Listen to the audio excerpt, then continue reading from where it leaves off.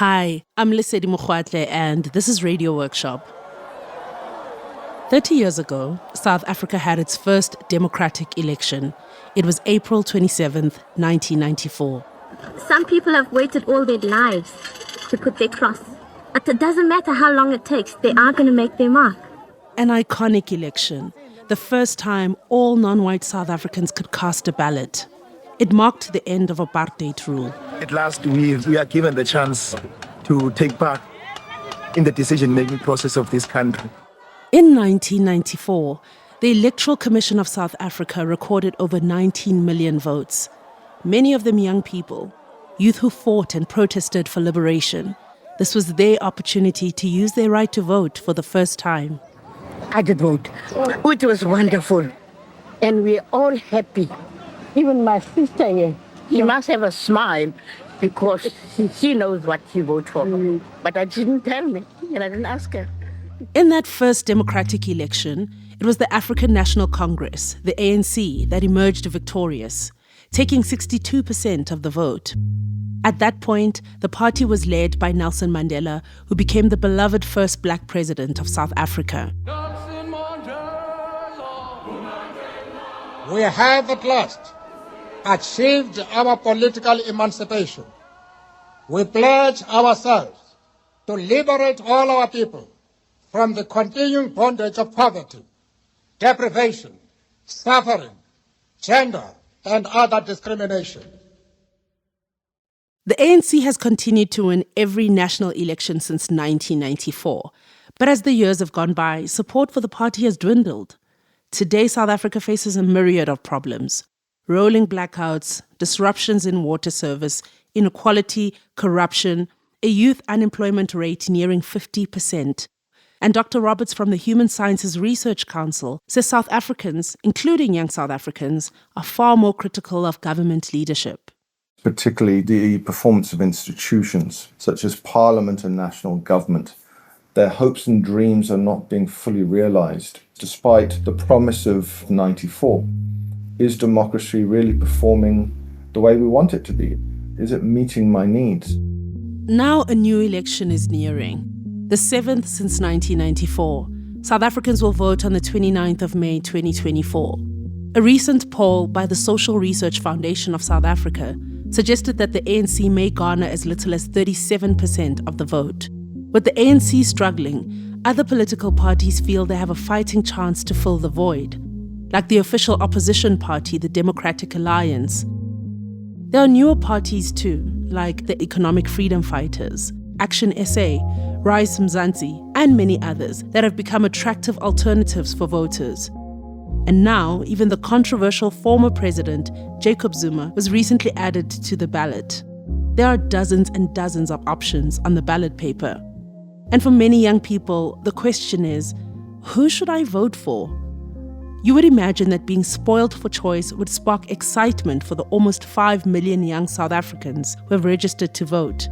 But instead, they're anxious and confused. Honestly, I have mixed emotions about these elections. Radio Workshop put a call out to young people at our partner radio stations across South Africa. We asked, the election is coming. How are you feeling? I am definitely feeling confused in terms of which party to vote for. And that's because I do not trust any political party to fulfill its promises. I'm not going to lie, I kind of feel like it's very confusing to decide who to vote for because currently all the parties are trying to sell the idea of a better South Africa to us because they want to win the public over. So how do you make a decision when there are so many candidates and you don't have faith in any of them? Our reporter Naomi Grewan is feeling the same way. This is her second chance to vote in a national election since she turned 18, and she's nervous. To be honest, I'm panicking. The election is so close, and I'm no closer to knowing who I want to vote for. It's the same with my friends. It comes up so often. At dinner, at drinks, on the couch in between conversations about Beyoncé's latest album. Who are you voting for? I don't know. Every time someone thinks they're certain, the candidate does or says something that dissuades them and puts them right back at square one. Like when Herman Mashaba, Action SA's candidate, said in an interview with Biz News that he wants to do away with minimum wage. A friend was like, uncheck. Another friend was thinking of voting for Musi Maimane of the Build One South Africa party, until an old photo resurfaced online of Maimane shaking hands with Israeli Prime Minister Benjamin Netanyahu. Can't trust him with my vote, my friend said. But that left her confused about who to select instead. I have so many examples like this. And it's not just my circle of friends who are feeling this way. Dr. Roberts from the HSRC says nearly 80% of young people don't know who to vote for. I think that's why we've also seen the rise of various NGOs and other bodies trying to actually encourage youth to turn out. Activate Change Drivers is one of these organizations, and they're keenly aware of how confused young people are. Activate started in 2012 in response to a decline in the number of young people voting in elections, and they're very eager to help young people in a non-partisan manner figure out who to vote for. How? I went on a hike to find out. So I'm here at the start of the Activate hike at Klipriviersberg in Johannesburg. The hike was scheduled to start at 8 a.m.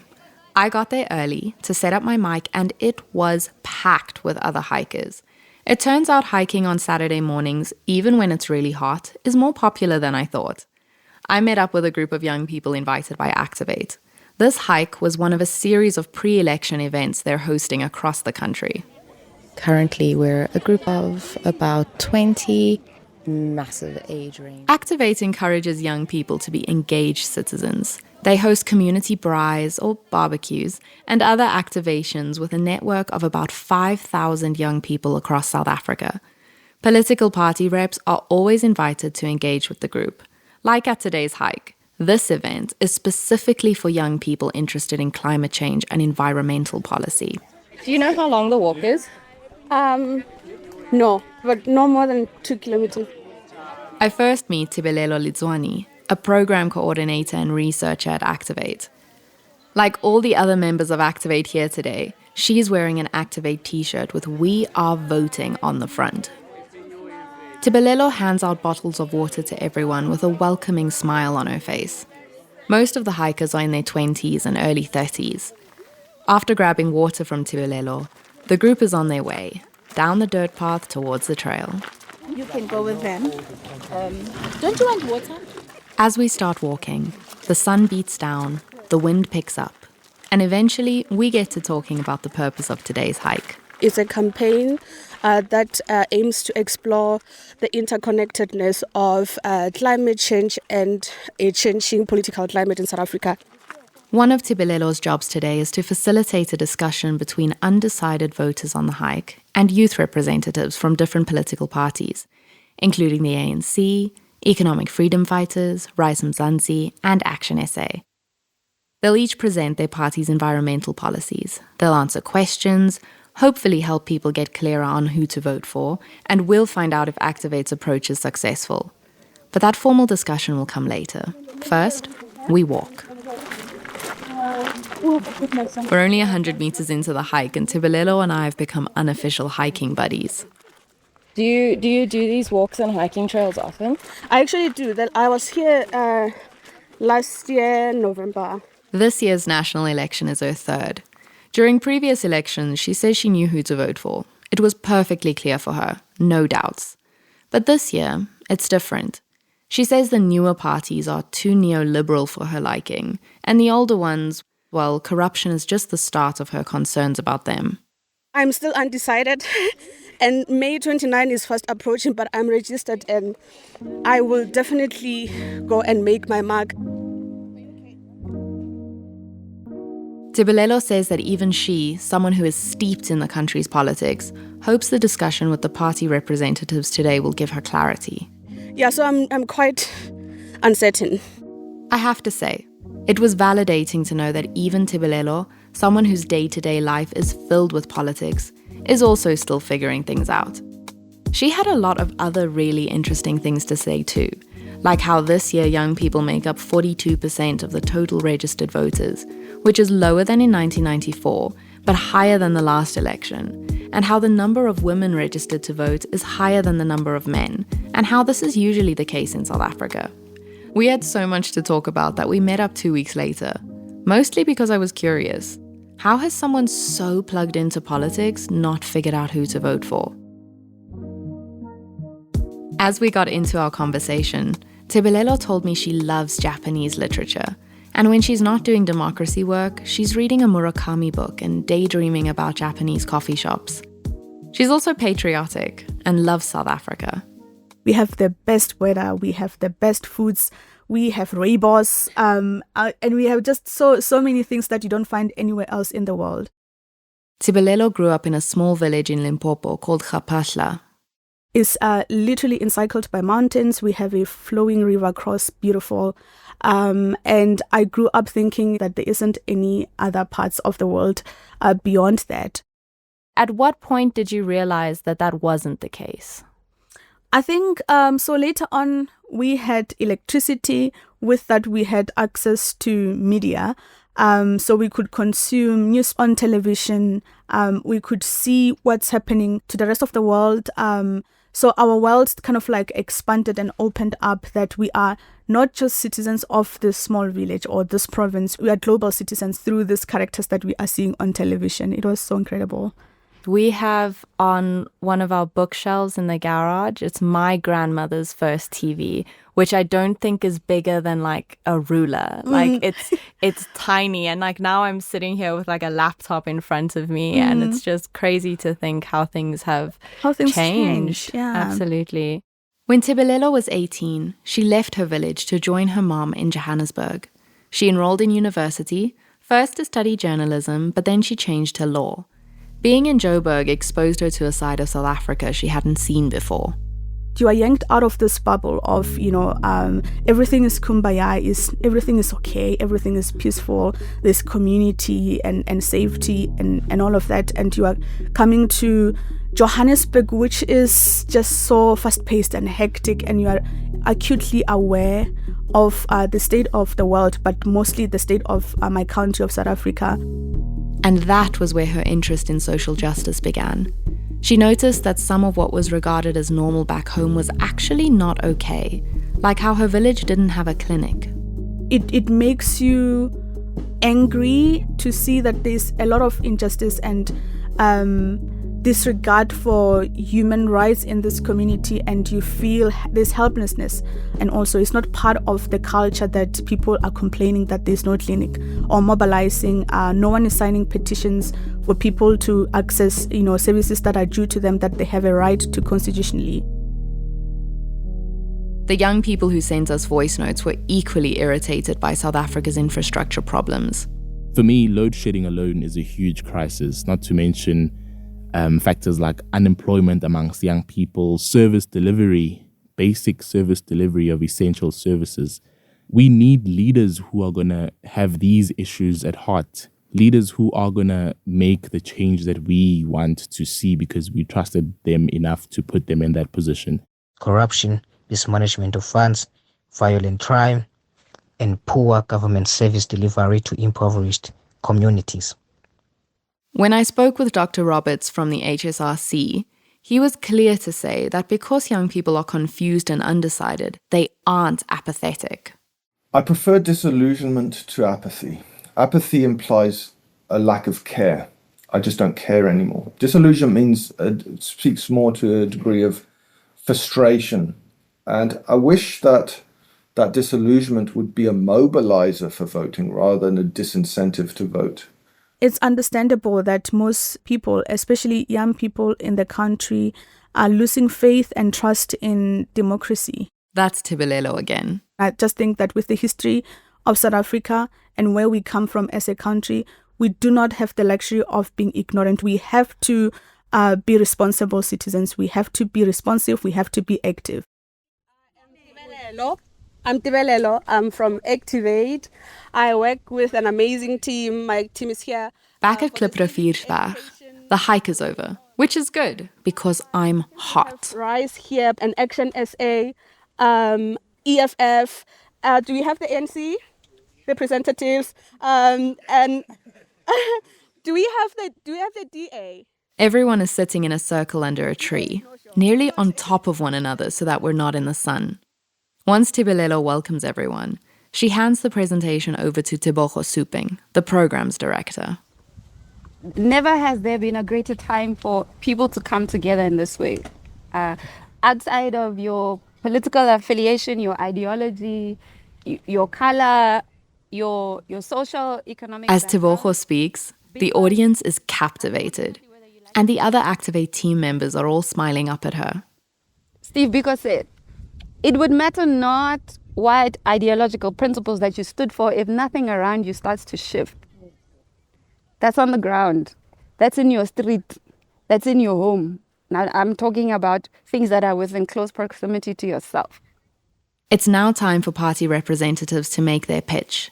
To kick it off, the youth representatives from each party make a case as to why their climate change policies are the best. We do, as Rise Mzansi, have a political stance or a policy stance on the climate crisis that we face. Politics is personal, and that our experiences we're all interconnected with each other, from the challenges, from our human experiences. And so what Action SA is now proposing is that we need more preventative measures in place. We need to relook at the current policies right now. Once the parties made their presentations, it was time for questions. But nobody had any. Instead, they took the opportunity to air their grievances. I'm here simply because I'm a bit angry. We all know of the reports of money being stolen. I think last week you lost 2 kids because of the environment, the climate change. It's too hot. And those kids are newborn. It's political that people in KZN, some of them are still displaced up until today. And it's a climate issue. We cannot... The feedback the Activate team received at the end of the discussion was mostly positive. People found the event informative but wanted more political parties present. Activate said what wasn't clear after the event is whether the discussion helped young voters reach a decision on who to vote for. But everyone walked away in high spirits, and with new t-shirts matching the We Are Voting ones the Activate team was wearing. Tebelelo was hoping the discussion would help her determine who to vote for. Did it? Not really. In fact, it was only 2 weeks later that she made a decision. What have you been doing in the past 2 weeks that's kind of made you reach a decision? I think having a conversation with people. So I think a big part of democracy is that we have to create a culture of discourse, a healthy engagement amongst our peers, with people everywhere. She also reread all the manifestos of the parties she considered voting for and used a process of elimination to decide, like she's an employer. We are essentially hiring these people to do the job of leading the country and governing. For Tebelelo, if a politician isn't doing their job, you fire them. So, given how polls show many voters are disillusioned with the ANC, will Tebelelo vote for one that's eager to appeal to young voters? I don't know if speaking about issues that interest young people is enough. Them being new, having young people, being colorful, presenting as impressive is not good enough to deserve our vote. Okay, so she's not voting for any of the new parties. That means she's voting for ANC, right? The ANC doesn't deserve our vote by the virtue of being here for many years. Despite her misgivings about the ANC, in the end, she settled on the devil she knows over the devil she doesn't. With the ANC, we can see what we can currently improve. We don't have to make an experiment with our vote and with our country only because we are so disillusioned with the current political party. So that's one vote for the ANC. But the other young people we heard from, even though they don't know who they'll cast a vote for, they're not willing to give the ANC another opportunity. They only notice us when it's time for voting, and they're quite selfish and not doing what is best for the country as a whole. I think the current leadership has had a fair chance to lead the country. At this point, I think it's time for the current leading political party to go. We really need to give other parties a chance at leadership. Let's at least see what they are going to do with the power.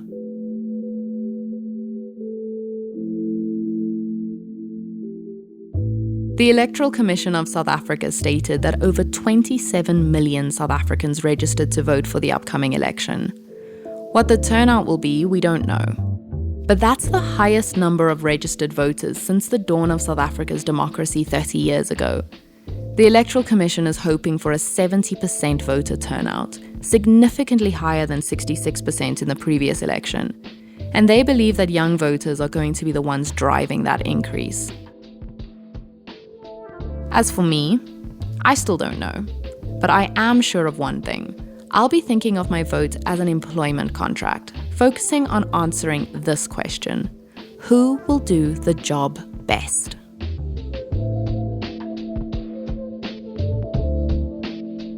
This episode was produced by Radio Workshop. Rob Rosenthal and I edited this podcast. Naomi Grewan reported and produced the story. Our managing producer is Joe Jackson. Additional production assistance from Tinyiko Mate. Sound engineering by Naomi Grewan, Joe Jackson, and Mike Rayfelt. A special thank you to the team at Activate Change Drivers and to the young reporters who lent their voices to the story. Abigail Maeza, Ngumani Solomon, Sigelela Kholom, Siya Mukwena, and Temika Bon. Original music by Kamani Sambu at Edible Audio in Cape Town. Archive footage courtesy of the BBC, SABC, Associated Press, and Uslete Lutlolo, performed by the ANC Choir. This episode would not have been possible without the support of the Constitutionalism Fund. Find out more about who we are and how to support us at radioworkshop.org.